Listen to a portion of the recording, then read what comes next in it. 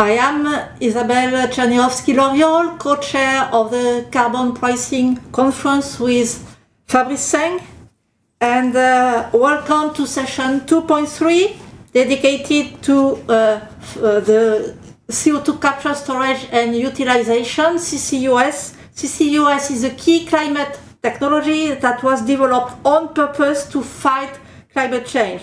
It is an important carbon sink, the geological carbon sink.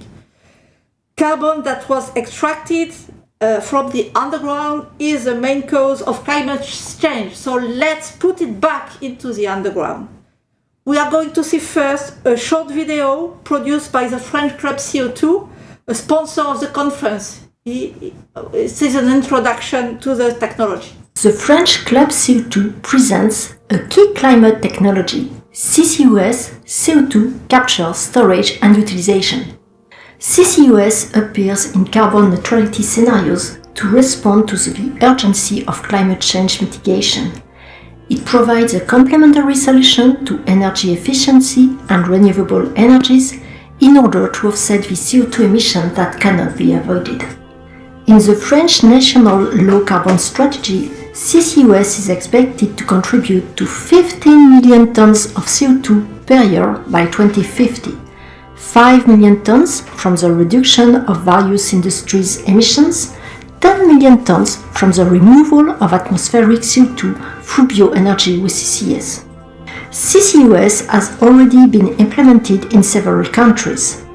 As illustrated on this video produced by the CO2 Multi-Store project in Scotland, CCUS consists in capturing CO2 at power or industrial facilities, transporting it by pipeline or ship to a storage location, and injecting it via a well in a suitable formation for long-term storage.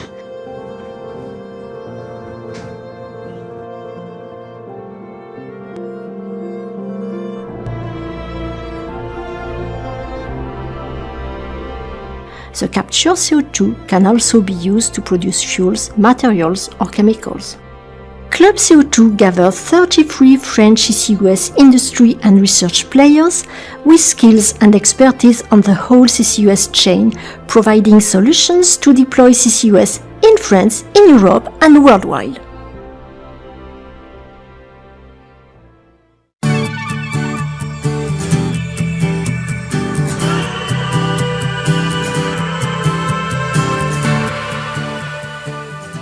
The French CCUS players gathered within the Club CO2 Association are pleased to announce the organization of the 16th International Conference on Greenhouse Gas Control Technologies 2022. 7 years after the Paris Agreement, 2022 is a key date for launching CCUS in industry so as to be ready for its deployment in 2030 and to achieve carbon neutrality by 2050. At the crossroads of continental Europe, France is the ideal place to boost CCUS, which has a crucial role to play in reducing CO2 emission in industry and energy production. We will be happy to make you discover some of the 200 laboratories dedicated to CCUS in France and visit some of our pilots and demonstration projects. On behalf of the Club CO2, let me introduce the organization committee. ADEME, the French Agency for Ecological Transition, a major player for the implementation of public policy, with funding programs to allow new CCUS projects to emerge and grow. BRGM, a French reference applications, which conducts research on CO2 geological storage. Total, a major sponsor of the conference, who spends 10% of its R&D budget on CCUS technologies, also involved in developing CCUS commercial-scale projects. IFP Énergie Nouvelle, a major research and training player, strongly engaged in developing technologies to make CCUS a reality. The conference will be held in the great city of Lyon. Lyon, part of UNESCO's World Heritage. Lyon, European Capital of Smart Tourism 2019, and also Capital of Gastronomy. Come to France, come to Lyon in October 2022. We will be pleased to welcome you for the 16th International Conference on Greenhouse Gas Control Technologies.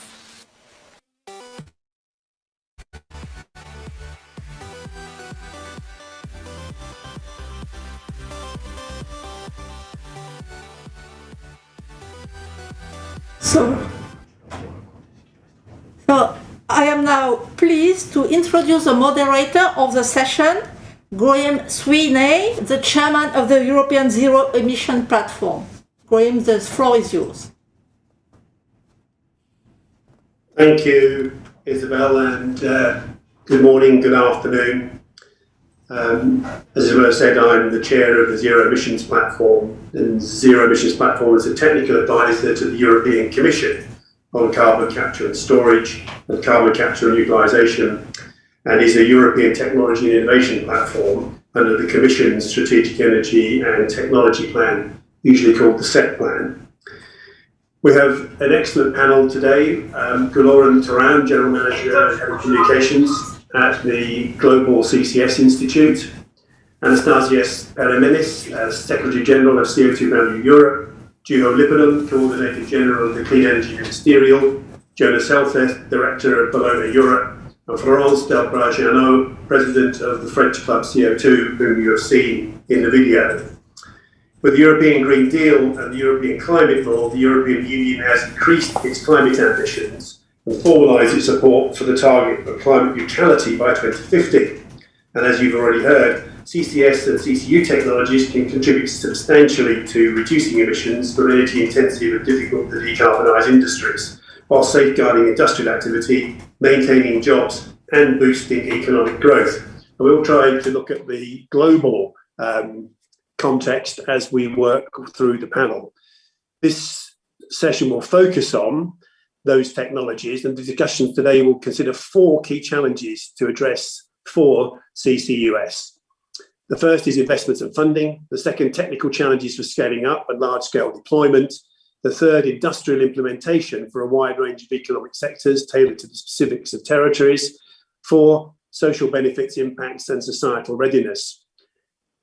The perspectives will be broad, and first we will begin with a presentation from Gulauren Turan, the General Manager and Head of Communications at the Global CCS Institute, who will present a strategic overview of CCS.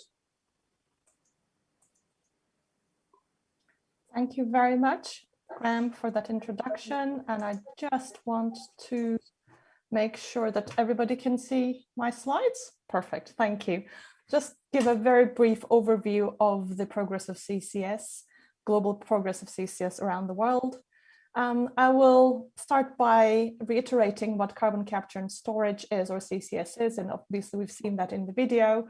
CCS is a set of technologies that capture CO2 from either large stationary emission sources, such as power plants, industrial plants, or from the atmosphere, and transports the CO2 through pipelines, ships, or trucks, and injects it into deep, secure underground storage, either saline geological formations or depleted oil and gas reservoirs, roughly a kilometer underground, for safe and permanent storage. Now, we sometimes hear people say, some critics say, CCS is an unproven technology. That's absolutely not true. CCS facilities have been operating in North America since the 1970s, and in Europe, in Norway since 1996. So it's very much a proven technology. CCS can help meet our climate targets in a number of ways. Firstly, it can help dramatically reduce emissions from large stationary emission sources. And it's not just power plants, but as we're seeing more and more from hard to abate heavy industries such as cement and steel plants. Thus, it helps with the amount of emissions that go into the atmosphere. Secondly, it can also help us with the existing pool of CO2 that's in the atmosphere by removing it literally through direct air capture or combined with bioenergy and storing underground. So it can help with the existing emissions in the atmosphere. And finally, it can help with the production of low, almost zero carbon hydrogen, a clean fuel, which can then further be used to decarbonize industry, home heating, and transportation. I think it's this versatility of CCS, that the fact that it can help with both the flow of emissions as well as with the stock of emissions in the atmosphere. The fact that it can be applied to a number of different industries, it is one of the reasons that it makes it so unique and valuable climate tool in our toolkit, in addition to energy efficiency, renewables, and other measures that we have to employ. In 2020, the number of operational and development CCS facilities continued to grow for the third year in a row.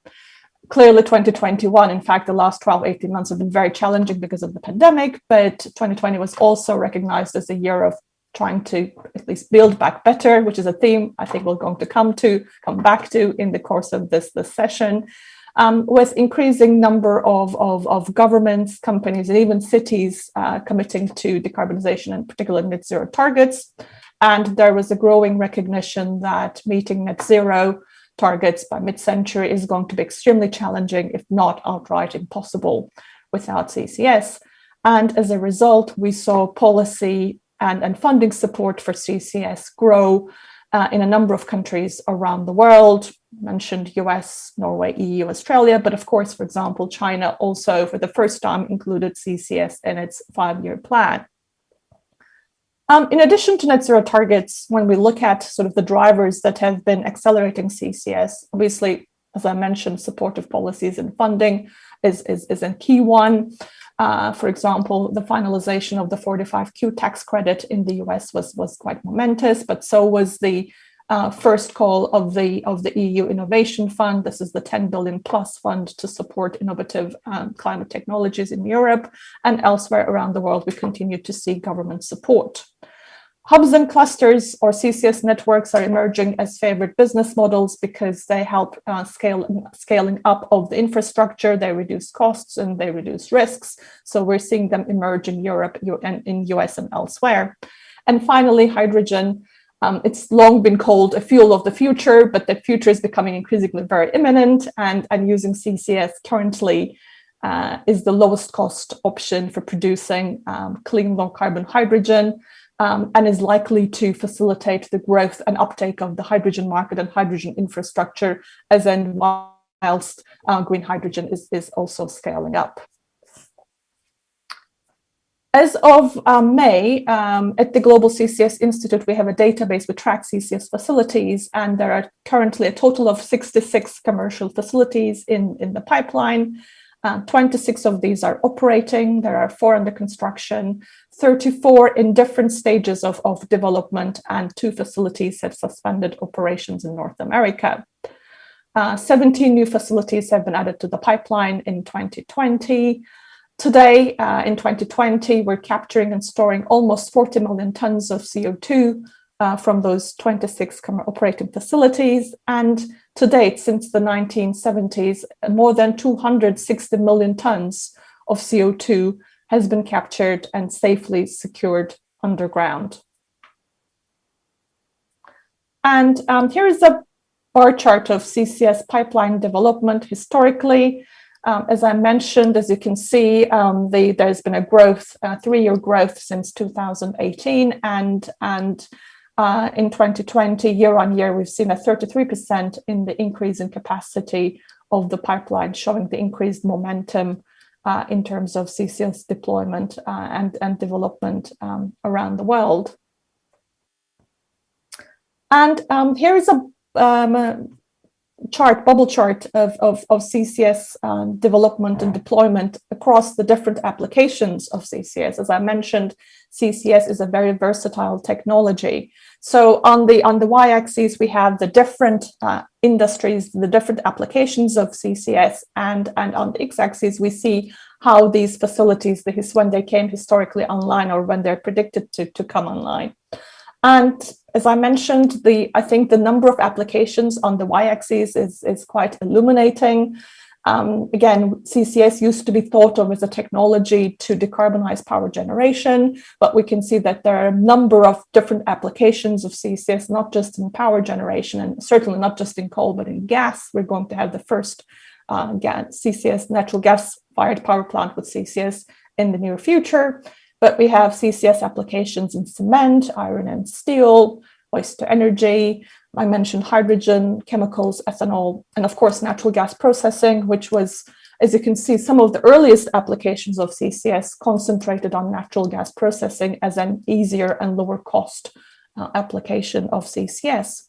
But when we look to the future, we can also see the kind of growing, the diversification, the emergence of different applications. And we're soon to have the first CCS facilities on cement production and waste to energy and natural gas processing as well. And here's a breakdown, here's a table of commercial CCS facilities by geography. When it comes to CCS facilities, North America in particular, the US leads the scoreboard with the largest number of facilities, both that are operating, but also that are in development. There are a number of large number of facilities in North America, and there are two that have been idle. These are Petronova and Lost Cabin facilities. And I mentioned that we added 17 new facilities to our database last year. 12 of these are in the US because of the favorable policies and continuing the historic trend.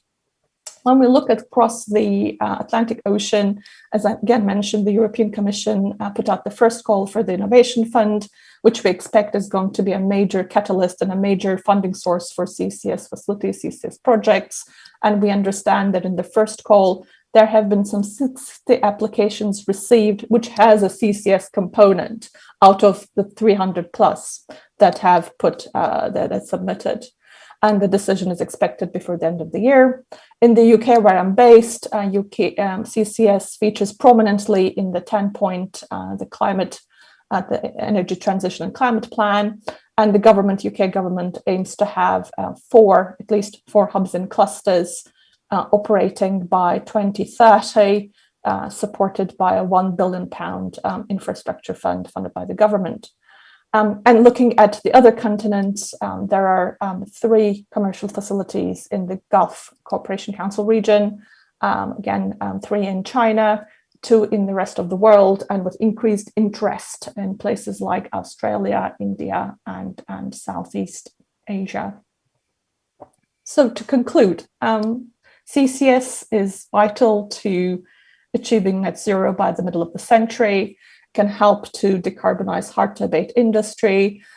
It can enable production of cost-competitive, low-carbon hydrogen at scale. It can deliver dispatchable power generation through gas generation, and it can deliver negative emissions when combined with direct air capture and with bioenergy in terms of BECCS. So whilst there's been a very strong momentum in 2020, further scaling up is needed. We estimate at the Institute that we need to move from some 26 operating facilities today to 2,000 at least by 2050, thereby a scaling of at least 100 is required. IEA's recent net zero report puts the number even higher than that for 2050. And we believe that to get there, to get to 2,000 plus facilities, supportive policy is needed to create the right conditions for investment, including putting a robust value on CO2 emission reductions, supporting and facilitating the development of CO2 transport and storage infrastructure, which is a very current topic in Europe at the moment, and clarifying that any remaining key legal and regulatory issues. So there's a lot to be excited about, but there's also a lot to do to get us to net zero and for CCS to play its part in getting us to net zero. Thank you. Thank you very much, Gloria, for that comprehensive overview of CCS today. Given the scope of our conversation, I know you will be coming back to join in the panel in due course. I thank you for that. Also, given that we should also take time on CCU, the next intervention is going to be from Anastasia Stadimenis, the Secretary General of CO2 Value Europe, who's going to give an overview of carbon capture and utilisation, including examples of the technologies and the climate mitigation potential. Anastasia, the floor is yours.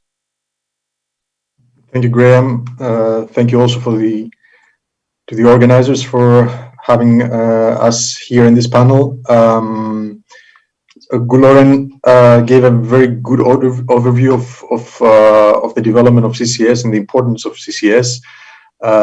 So I would like to complement this with a complementary solution towards reaching our climate goals, and that would be CCU, so carbon capture and utilization. For those who don't know us, CO2 Value Europe is the European association representing the CCU community.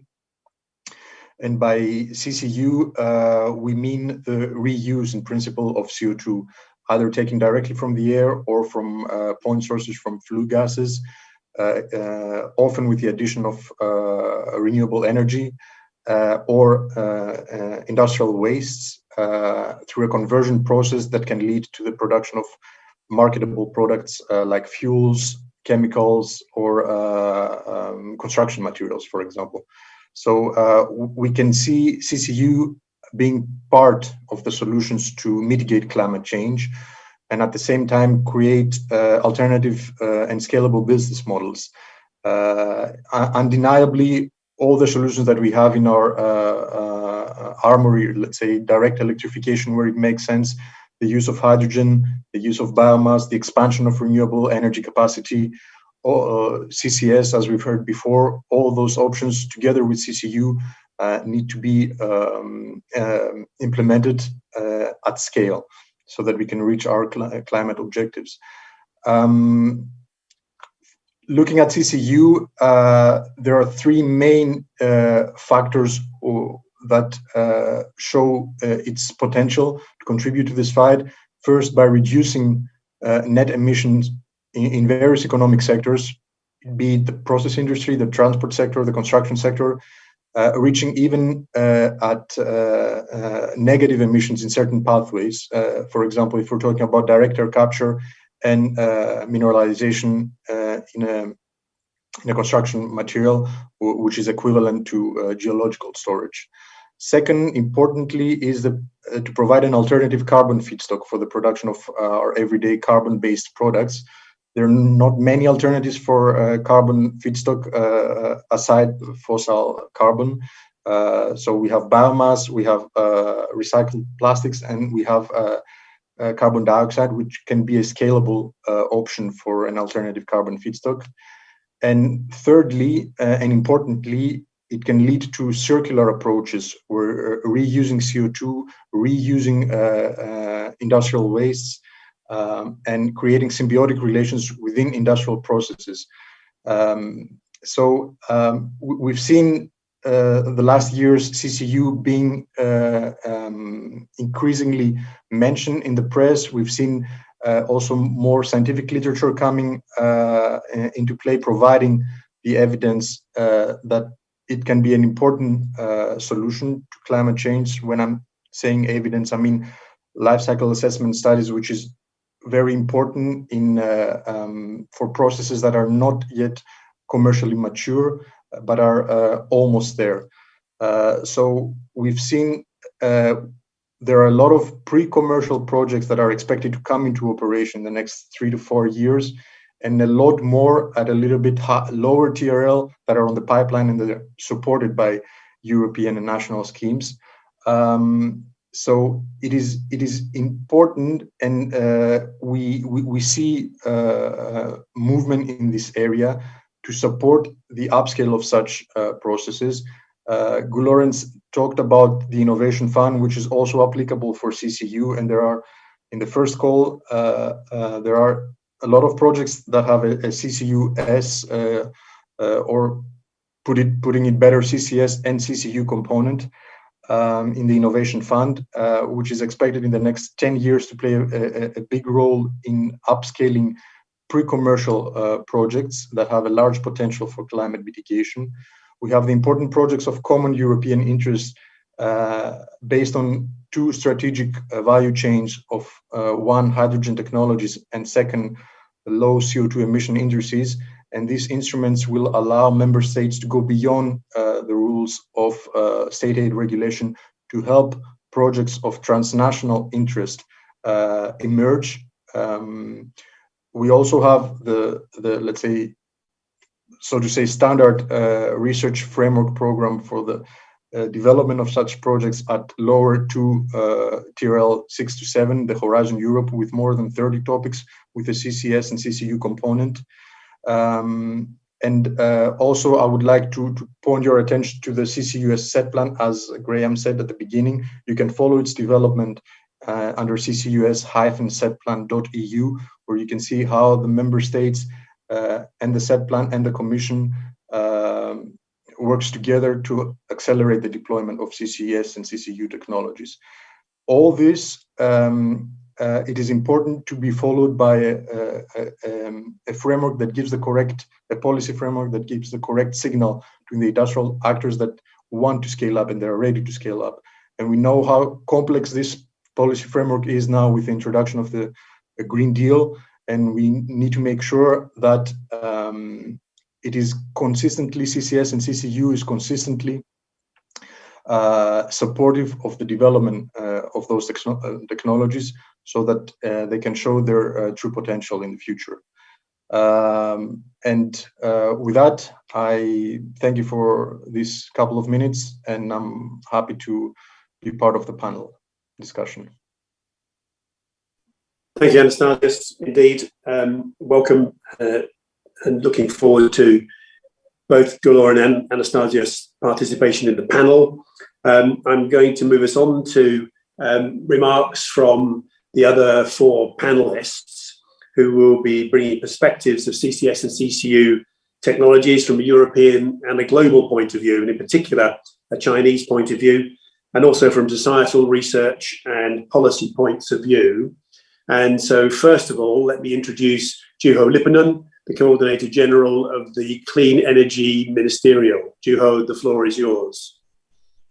Thank you, Graham. Yeah, so I'm Juho Lipponen, Coordinator of the Clean Energy Ministerial CCUS initiative, which is a mouthful. I'll tell you what it is.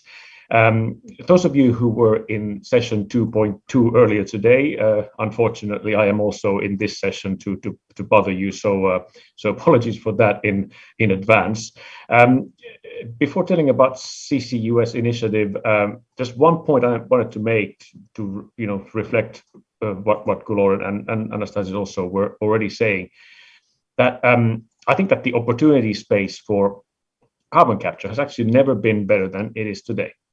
We're nowhere near where we need to be, and I think that was also shown very well by Guloran. But looking at all these net zero targets that governments have put in place, the realization that we cannot reach the deep reductions or net zero outcomes without some carbon capture, I think that has really come to the fore, and as a result, we have a lot of countries developing carbon capture strategies and putting in place policies to drive real projects to markets.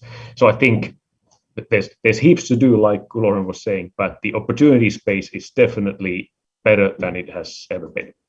Now, the Clean Energy Ministerial Group that I coordinate is a rather simple construct of 12 key countries from around the world, ranging from North America, US, Canada, all the way to China and Japan in Asia. And we collaborate to coach each other to make better decisions and better policy to drive carbon capture forward. So we share information on what is going on and share that best practice that is vital for everybody to learn and to put the right policies in place. A second area where we are active is also reaching out to industry, working in particular in first instance with the Oil and Gas Climate Initiative, OGCI, but also sectors like cement and steel, and hearing their developments, bringing them in contact with our governments, and identifying strategic new hubs for CCUS projects going forward. And also we talk quite a lot with the finance sector. We bring the latest on CCUS to them and bring them also in dialogue with industry and governments. And through that three-way dialogue, we hope to foster the identification and development of real CCUS projects. We don't do analysis. Analysis is done very well by various other organizations, IEA, GCCSI, and so many others. So that's not really our area. We try to bring people together to foster action. I'll leave it at that and happy to take part in the further dialogue then. Thanks. Thank you very much, Juho. I'm sure we will come back to the way in which the Clean Energy Ministerial can catalyse the size of the change that Galora and Anastasia noted for us earlier. We're going to move us on now to Dr. Ji Liang. He's the director of the Guangdong Centre of CCS and a senior lecturer at Edinburgh University. And in particular, I look forward to reflections not only on the state of play in China, but also on the points that have been made by the panelists to date. Dr. Ji, Hi, thanks, Graham. So let's share my screen. So can you see the screen? Yeah. So thanks for your invite to this very important discussion. So since last September 22nd, I become like 5 times more busy every day because China announced to achieve carbon neutral by 2060 and to peak carbon emissions before 2030. And the president of China has also made another 10 different statements at different important conference. So make every company, every province, every cities takes climate change as the top priorities everywhere. So that makes all the people in my circle very busy. But to some extent, if you counting United States as also try to commit carbon neutral by 2050, so 2/3 of global carbon emission has at some point to achieve carbon neutral, and also the climate ambitious is dynamic. So I always notice my Chinese colleague that although 2060 is quite far away and very difficult to reach the transition, but there's still some chance to have more ambitious climate target in the next couple of decades. So China has made more than 20 investments of CCUS pilots or medium scale industry projects. But most of the projects still, as a GCCSI statistic, are not very large scale. It's less than 500,000 tons. If we consider as a developing country, it's really doing well. But if it's compared to US and Canada and Norway, and it's still behind the progress to deploy a large scale CCUS project. So in the last couple of days, actually Ministry of Science, Technology, and also a few other ministries, Ministry of Environment Protection, in their policy statement, it required China's CCUS to deploy large-scale full-chain CCUS projects. So since last September, there are so many industry want to deploy pilot-scale 20,000 ton, 50,000 ton projects, but I believe unless this project technology advance have some science benefit, technology benefit, otherwise it's unnecessary to replicate a smaller pilot project. And also majority of existing projects are in oil and gas and power sectors. So China requires more projects in the steel sector, cement sectors, and other industry sector, which is taking place right now. And based on the roadmap suggested by Ministry of Science Technology in 2019, there are a few basins which is suitable for storing CO2, including Xinjiang, Ordos, Songliao, Bohai One Basin, Sichuan, and the Pearl River Mouth Basin. And my works is mainly focused on Pearl River Mouse Basin, but also expand to other basins from the time being. And interestingly, from Shanghai to Guangdong, the southeast of China, there's a very few onshore storage space. So it require offshore storage to solve the problem. And we recently did a study for OGCIs to understand the commercial progress for CCUS with Peng Bo from China Petroleum University. And we believe there's a tipping point around 2032. The carbon market in China, or carbon pricing in general, will be adequate to support the deployment of CCUS in the power sectors, which around 220 yuan per ton CO2 abatement cost. So it is driven by higher carbon price as well as a lower cost reduction in the next 10 years. But since the carbon neutral target being announced in China, we believe the day can be moved forward to before 2030s. And I personally believe all high concentration CO2 source will be still store or utilize. The CO2 will be dealt with by the end of the next 5 years, by 2025. So which considering about 200 million tons CO2 high concentration source in the countries. And in the last 15 years, we try to promote CCS readiness in infrastructure development, following UK's regulations. And actually, this has several benefits. And recently, China National Offshore Oil Corporation started to invest in offshore CO2 storage, and the originally consideration of capture readiness will also help a few power plants in Guangdong province, to my knowledge, to deploy CCUS. And in China, we also try to have a few projects to drive the cost reduction for low concentration emission sources like coal power, cement, steel plants. And yesterday, natural gas power plants started to interest in CCUS as well. So our team has also tried to build a technology testing center in Haiphong, which is similar to National Carbon Capture Center in Norway, or sorry, TCM in Norway, Technology Center Monster in Norway, and the National Carbon Capture Center in Alabama in the United States. And also we recently in Guangdong province, there are three power plants and 1 cement plant and 1 offshore storage project are taking place, including 1.5 million ton and 1 million ton projects, as you can see.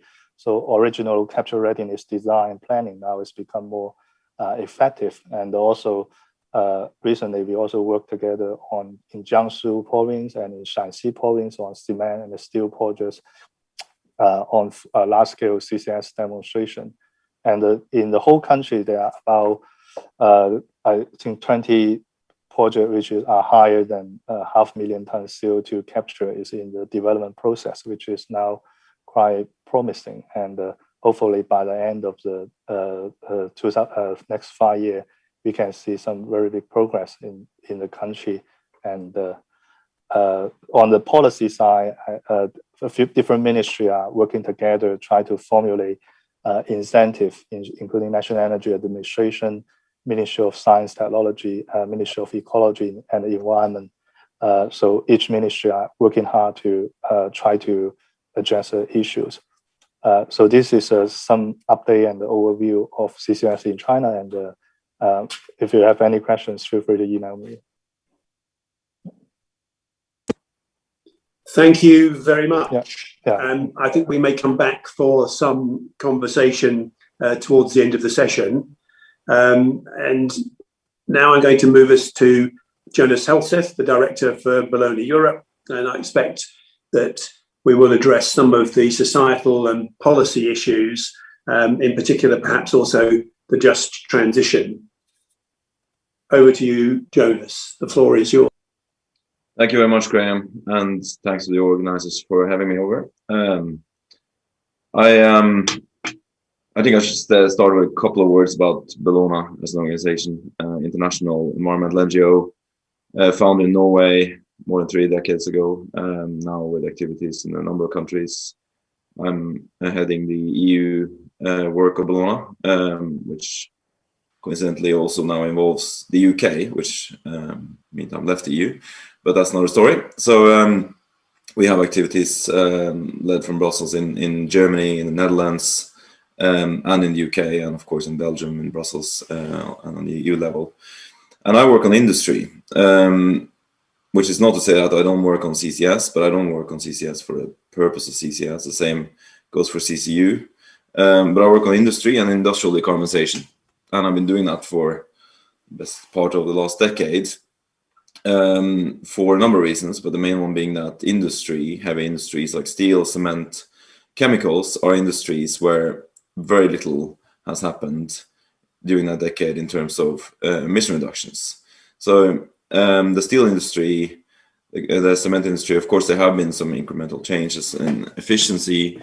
There have been some improvements also in production processes, but nothing that brings us anywhere near the trajectory that we need to be on in terms of emission reductions toward net zero. Now, of course, part of that has been driven by the fact that the net zero target has only been established very recently in Europe, and over the past decade, much of the focus has been on intermediate targets.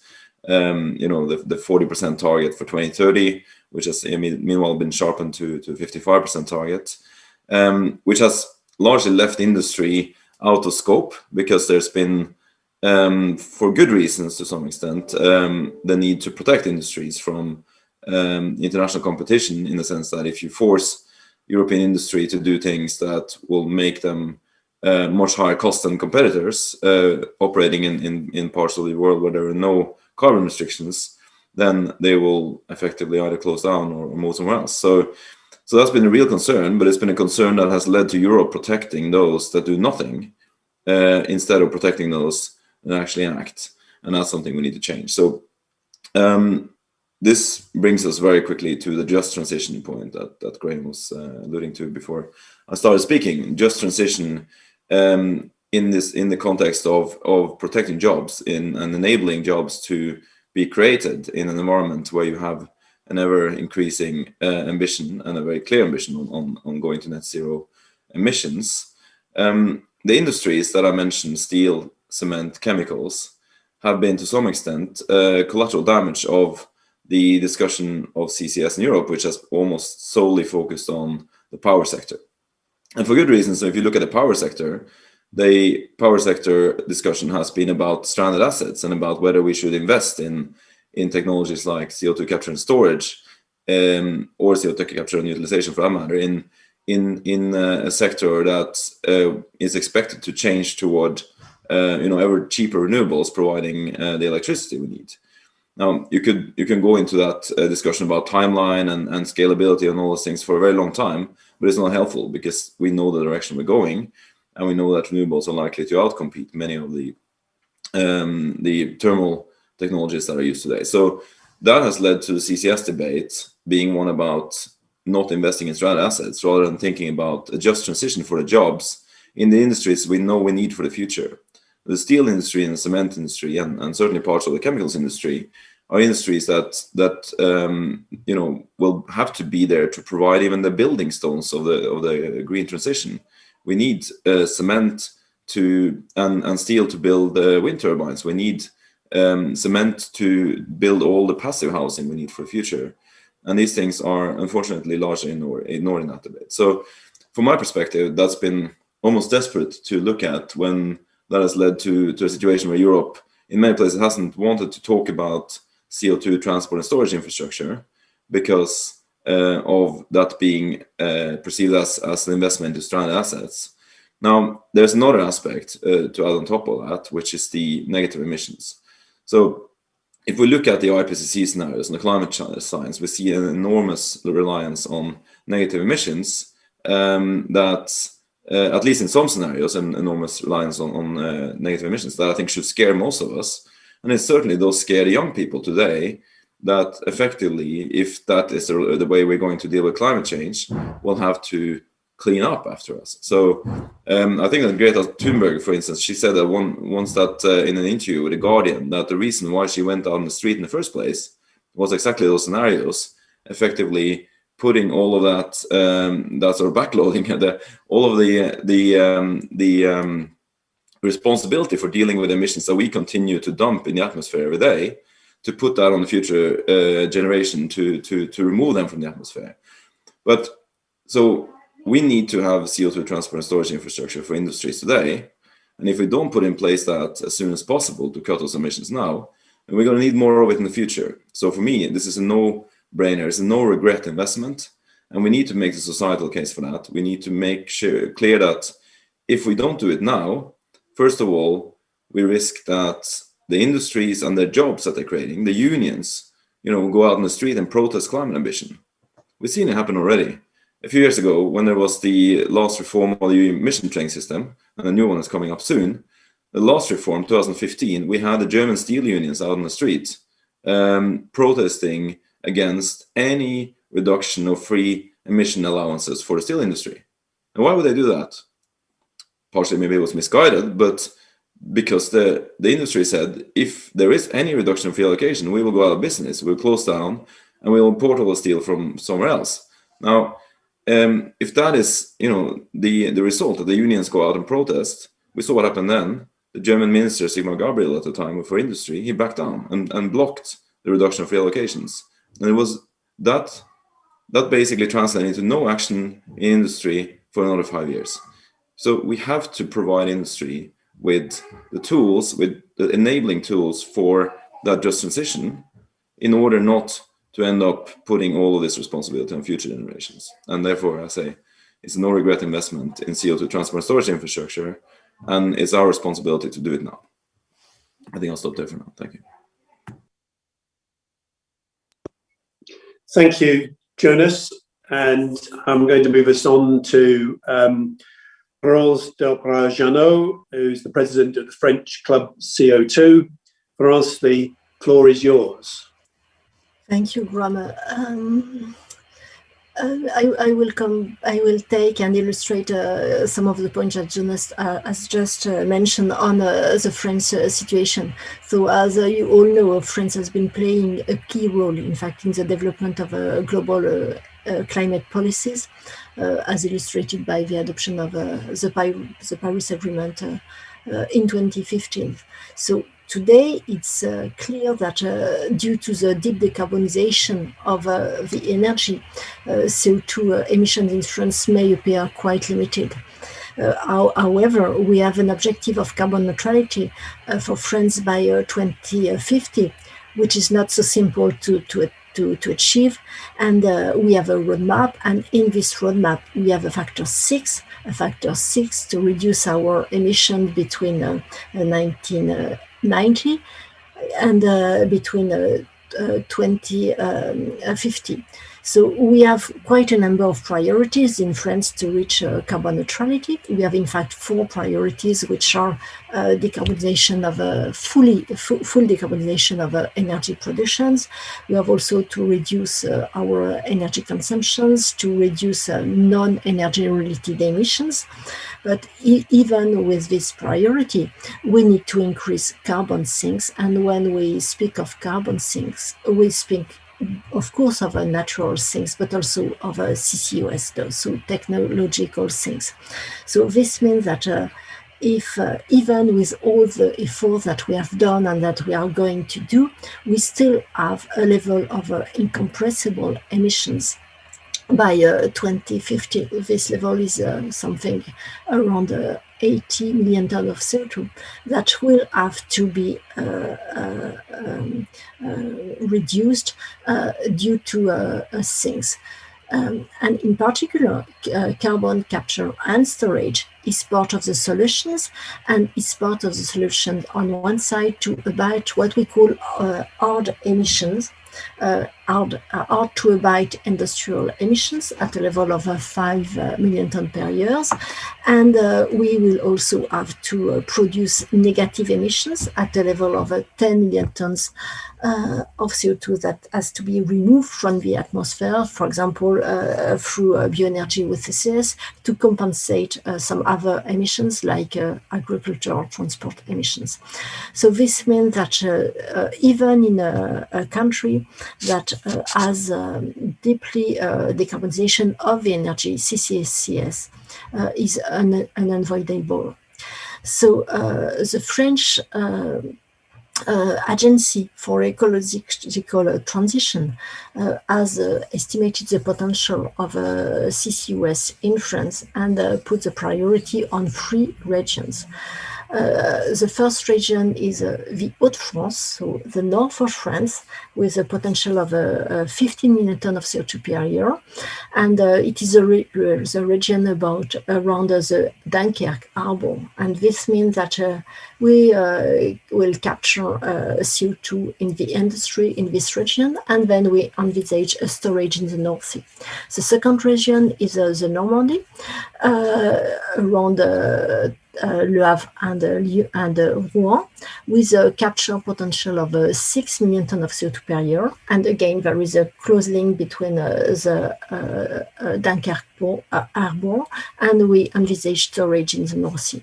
And the third region is the region in the south of France, the regions near what we call Aquitaine, so near the Pyrenees, where here we have a smaller industrial ecosystem. So this means we envisage only 3 million tons of CO2 per year, and we envisage storage in depleted fields.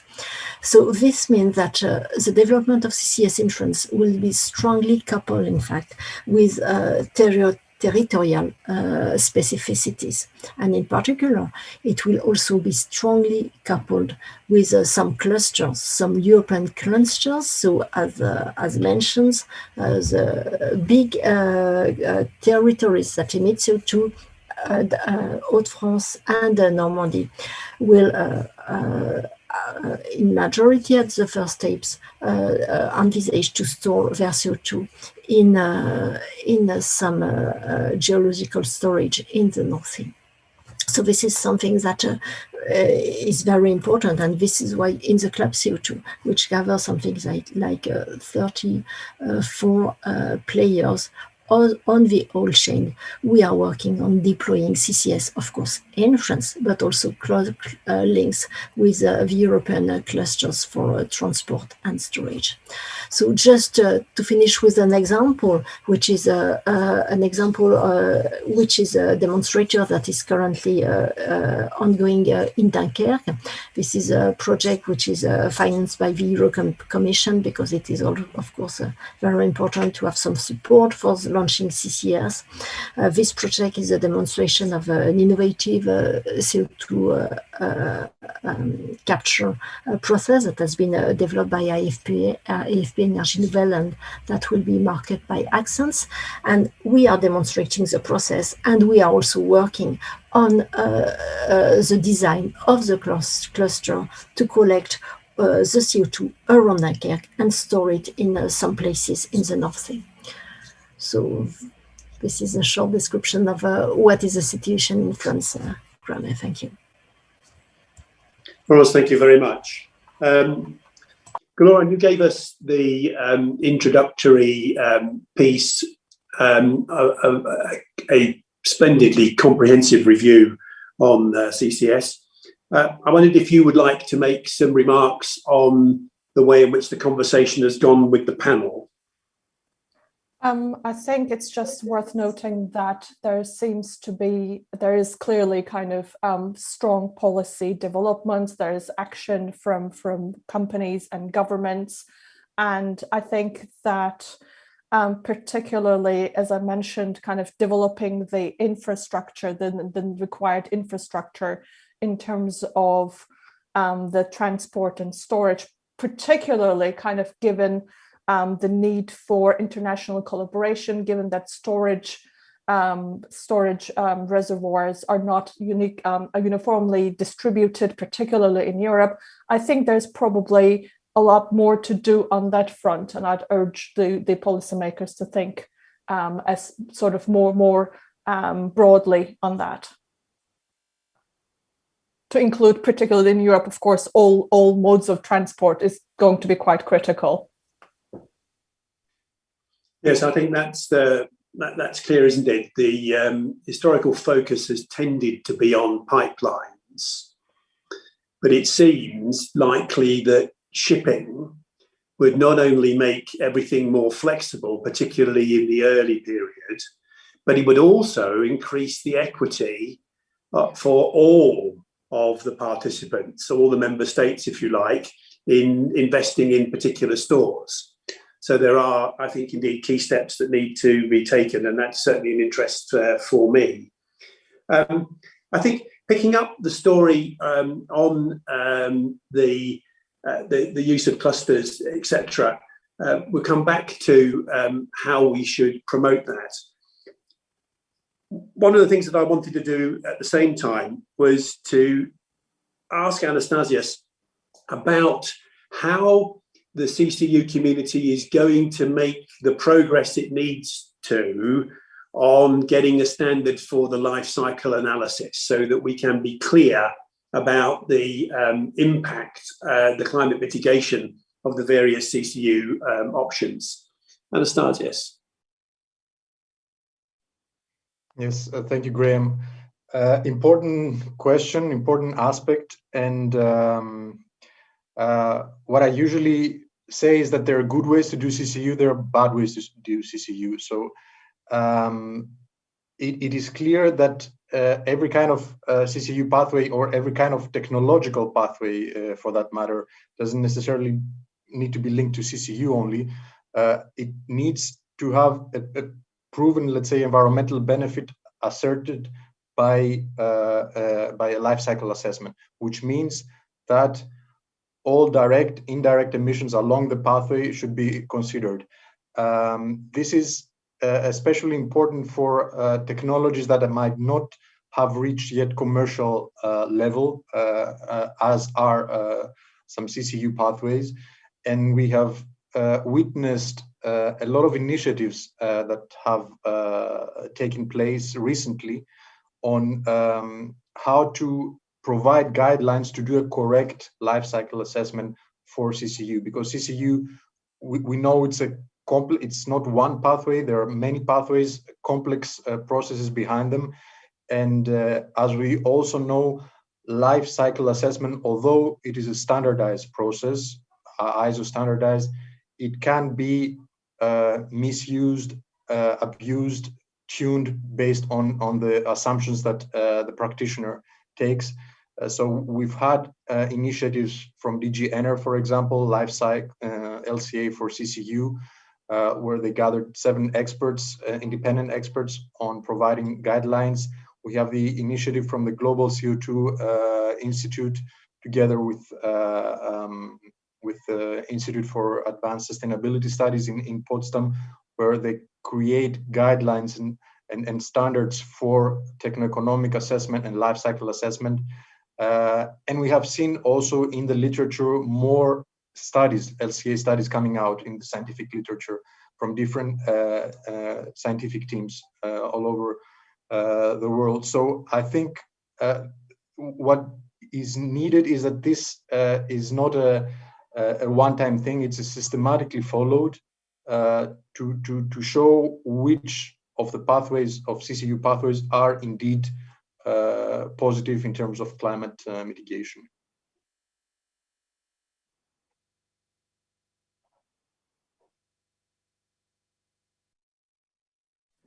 Thank you. One of the things that struck me about the discussion on China is that CCUS is now going to be in the 5-year plan. So, Gia, I was particularly interested in what sorts of plans you think China may have for cooperation on CCUS, and perhaps in particular cooperation with Europe.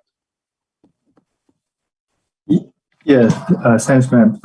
This is a good question. So China has really committed to promote the deployment of CCUS, at least demonstration of CCUS at the steel, power, and cement sectors. And also, I hope to see by the end of the next 5 years, we see more high concentration source of CO2 have commercial deployment.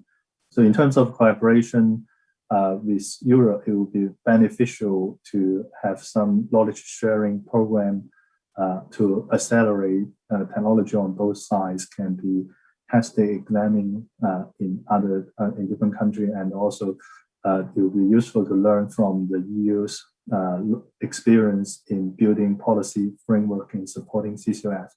And the one very significant gap in China is there's a lack of regulatory framework for CCUS. So for example, if a CO2 store, who has a liability and how to regulate CO2 store, who is going to approve the project.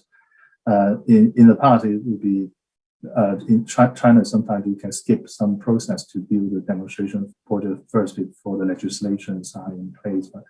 But in the next 10 years, the legal side of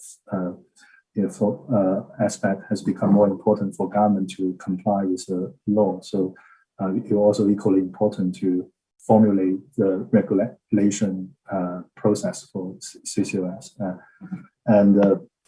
Finally, if the Paris Agreement Article 6 can have some progress, it would be beneficial to develop some scheme, for example, to develop joint CO2 certificate schemes, which have EU and China can generate CO2 reduction from CO2 storage projects, and those CO2 certificates have some role in compliance process in ETS or other equivalent scheme of both countries. That would be interesting. Thank you.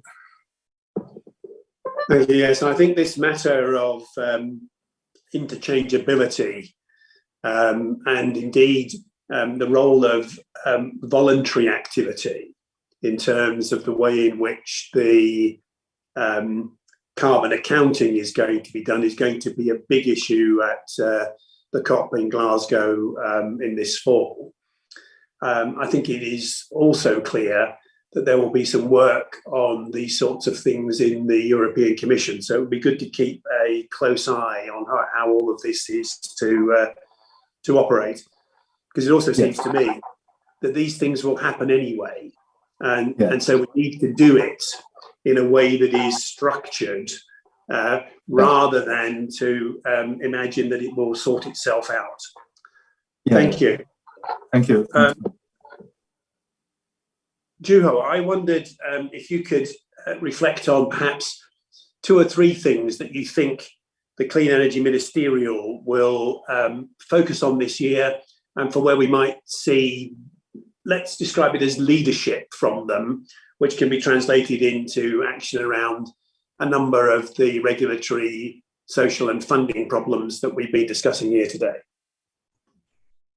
Yeah, thanks, Graham. A good question. Happy to elaborate a little bit on this. So I think the Clean Energy Ministerial is it can act on different levels, but I think it can have a very strong impact on the macro level, first of all, because it is the place where countries come together to pitch their low carbon strategies, to discuss collaboration on clean energy, to reiterate their commitment to drive clean energy. And that's actually happening as we speak.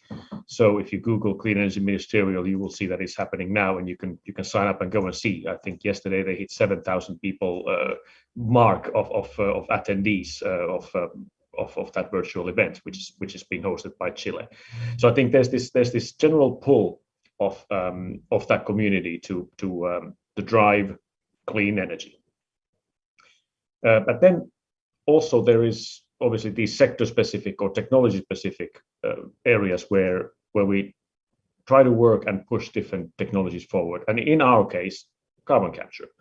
Now, I would name two areas where we are particularly active at the moment. One is a collaboration with industry and banks to look at different geographical regions, look at the strategic hubs that are available and possible in these regions, and then collectively discuss and talk through, well, how do we make these hubs happen?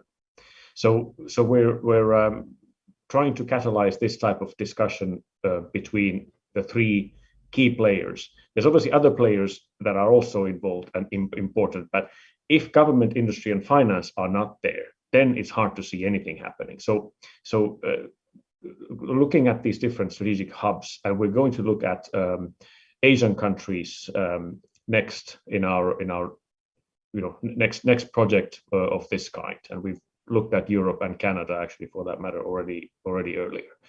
So bringing people together to drive project is one thing, and then secondly, we have I would say a particularly active discussion link to multilateral development banks and financial institutions, and with them we discuss how we best can catalyze action on CCUS in emerging economies. And that's a really rich discussion as well. And what we've learned there is that I would say most of the multilateral finance institutions and many other banks too don't have an issue with investing in CCUS, but they're not seeing the right projects being brought to them actively by either governments or companies. And so we hope to somehow catalyze this as well and get people to propose these projects to the finance sector. So that's where we work, trying to oil the wheels and bring people together to drive these hubs forward, which makes total sense, and I think which is the new paradigm for CCUS development anyway. Thank you. And in that respect, the inclusion of CCS in the sustainable finance taxonomy is helpful for those multilateral institutions. So picking up the conversation on hubs, I mean, Florence, you mentioned the key roles of hubs, and of course, with France substantially decarbonised in its energy, already a focus on industrial activity. How do you see the dialogue between France and other key member states evolving on the matter of these clusters, the nature of the transportation modes, and where the storage is going to be? Yes, thank you, Graham. Yes, it's clear that today there are some discussions between industrials, emitters, in fact, with quite a number of storage that are available. So I can, of course, we can think on the Northern Line project, which has obtained the green light in December last year, and so there are quite a number of discussions between emitters, actors that are able to transport CO2, and also storage part. We have also quite a number of discussions around with industries around territories, because it is something that is very important in France. In fact, there is really a big issues related to the cost of CCS, in particular when you do not have so much emissions. So this means that we are designing some clusters, in fact, to transport CO2, to capture CO2, to transport CO2, and then up to a harbor. And then we have some clear discussions today, in particular with Norway, of course, with UK, and also with the Netherlands for the transport and the storage. And all kinds of transport are currently studied, in particular ship, because it might be the first step, ships, and of course pipeline. So discussions are really ongoing now. Thank you. Jonas, you spoke about the way in which various policy actions had been difficult for certain sectors of the communities, particularly those who were employed in or consumed significant amounts of electricity. And there is some discussion around border tax adjustments to help protect those jobs. what do you think is there a need for that? Do you think that there is a substantial scope for it to happen? Yeah, thanks, Graham. So as I alluded to earlier, in my point about Europe having set up a system that protects those that don't act rather than protecting those that act, I think it's clear that has to change. Of course, it has to change within certain conditions that sticks to the societal case for doing this. We're not trying to create windfall profits for industries, in huge quanta like we've seen to some extent happening with the current setup with free allocations. So there has to be a link between phasing out free allocations for industry, for free allowances for industry, and introducing any sort of protective regime where they need it. But at the same time, we also need to help drive down the cost of the action, and that only happens through scaling and investment. So maybe if I could bring that back briefly to the point that I think Laura and also you, Graham, mentioned about shipping. I think that's really important here. So I've been on the record, referring to the CO2 transport and storage infrastructure as a sort of sewer system for society, for the industry in society. No one wants to be, compared to the sewer system, but effectively there is a clear link. Sewer systems were only introduced in our cities when governments realized that if that would not be done, then we have massive health costs related to the diseases that were spread. And it became, a realization for policymakers that this is something that society has to take responsibility for.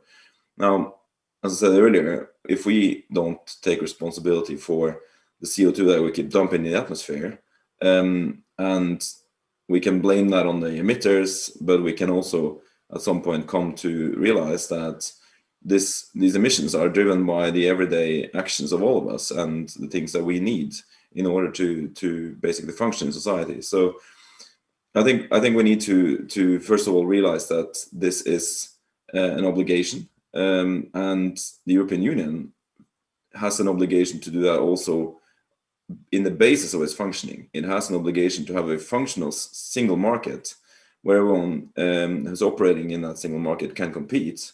And that means when you have a climate obligation on industry to decarbonize and go to net zero, that means that you also have to enable that industry to operate across the union. And that, for me, is the strongest argument for shipping, because it enables everyone to play ball. Of course, there are some locations that won't be next to a river or a shoreline, but those locations typically have a railway line that brings them straight to the closest ship port, which means that you can also have a flexible type of transport storage on rail and ships that take you to store. And that brings me back to the societal case. We know that we need this. It's a no-regret infrastructure investment to provide transport and storage, to provide those hubs that take CO2 to storage. But we don't know for sure how the industry of the future looks. We don't know where it is. We don't know which industries will have a future. We know that some don't. Some are stranded assets, others aren't.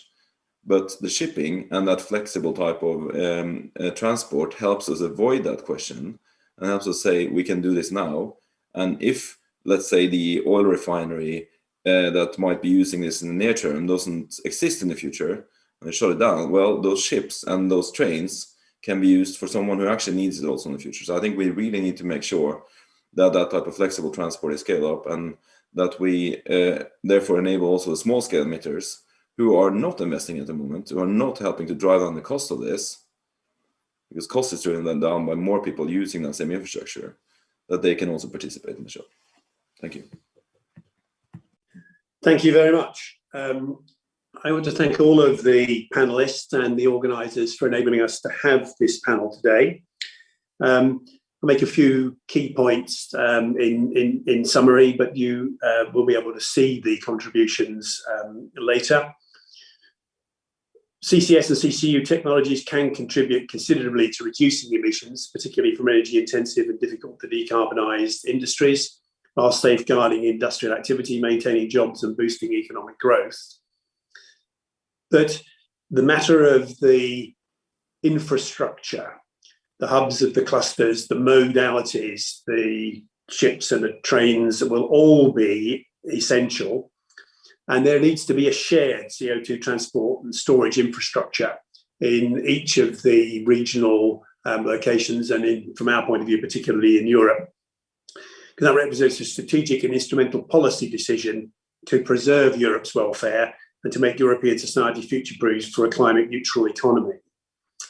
It seems too that it can contribute to not only the decarbonisation of existing economic activity, but also to carbon dioxide removals, which it seems certain that we shall need, and large-scale volumes of low-carbon hydrogen produced from reformed natural gas with CCS to kickstart that sector of the economy. I think that the other thing that has emerged is that CCS and CCU have different characteristics and different kinds of investment cycles. They also have different societal acceptability and project risks, and all of this needs to be taken account of when we think about investor profiles for this activity. What we're also saying is that we need to move to financial structures and multilateral funding institutions where they naturally take account of the climate consequences of the investment activities, as well as the economic performance of it. And I look forward to seeing these matters evolving over the next year or so. So once again, thank you very much, everybody, and have a good afternoon. Thank you. Thank you. Good afternoon. Thanks very much. Thank you. Good afternoon. Right. Thanks, Graham, and all the panelists for this very inspiring session. It's good to see all the progress and cooperation worldwide. So thank you for attending. I am now closing this session. We are going to see the video of the Club CO2 presenting CCUS, a key climate change technology. The French Club CO2 presents a key climate technology, CCUS, CO2 capture, storage and utilization. CCUS appears in carbon neutrality scenarios to respond to the urgency of climate change mitigation. It provides a complementary solution to energy efficiency and renewable energies in order to offset the CO2 emissions that cannot be avoided. In the French National Low Carbon Strategy, CCUS is expected to contribute to 15 million tons of CO2 per year by 2050, 5 million tons from the reduction of various industries' emissions, 10 million tons from the removal of atmospheric CO2 through bioenergy with CCS. CCUS has already been implemented in several countries. As illustrated on this video produced by the CO2 Multistore project in Scotland, CCUS consists in capturing CO2 at power or industrial facilities, transporting it by pipeline or ship to a storage location, and injecting it via a well in a suitable formation for long-term storage.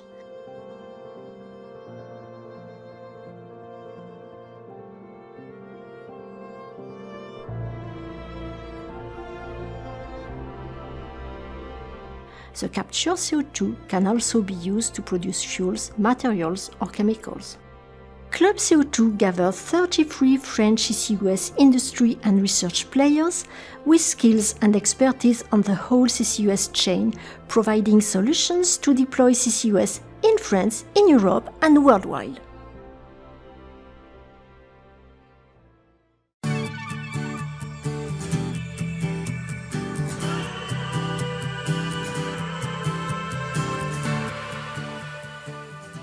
The French CCUS players gathered within the Club CO2 Association are pleased to announce the organization of the 16th International Conference on Greenhouse Gas Control Technologies for the first time in France in 2022. 7 years after the Paris Agreement, 2022 is a key date for launching CCUS in industry so as to be ready for its deployment in 2030 and to achieve carbon neutrality by 2050. At the crossroads of continental Europe, France is the ideal place to boost CCUS, which has a crucial role to play in reducing CO2 emissions in industry and energy production. We will be happy to make you discover some of the 200 laboratories dedicated to CCUS in France and visit some of our pilots and demonstration projects. On behalf of the Club CO2, let me introduce the organization committee. ADEME, the French Agency for Ecological Transition, a major player for the implementation of public policy, with funding programs to allow new CCUS projects to emerge and grow. BRGM, a French reference public institution for earth science applications, which conducts research on CO2 geological storage. Total, a major sponsor of the conference, who spends 10% of its R&D budget on CCUS technologies, also involved in developing CCUS commercial-scale projects. IFP Énergie Nouvelle, a major research and training player, strongly engaged in developing technologies to make CCUS a reality. The conference will be held in the great city of Lyon. Lyon, part of UNESCO's World Heritage. Lyon, European Capital of Smart Tourism 2019, and also capital of gastronomy. Come to France, come to Lyon in October 2022. We will be pleased to welcome you for the 16th International Conference on Greenhouse Gas Control Technologies.